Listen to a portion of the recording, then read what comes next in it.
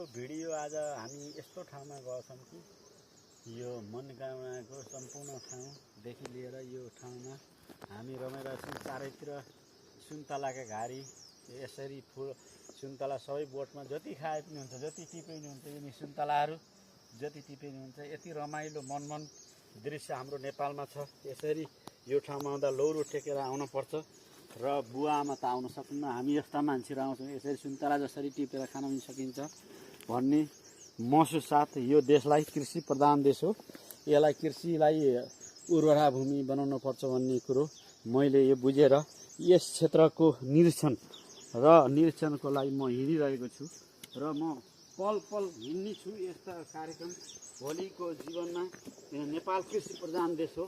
यसरी सुन्तला फलाउन एउटा यसरी बसेर हामीले यसरी सुन्तलाका बोटहरूको लाई कुन माटो हुन्छ हामी प्राविधिक भएको हुनाले देशलाई सुन्दरतामय बनाउनु पर्छ भने म आज लगभग 1 बजेसम्म 1 बजेसम्म यसैको काममा हिँडिरहेको छु। धन्यवाद, नमस्कार।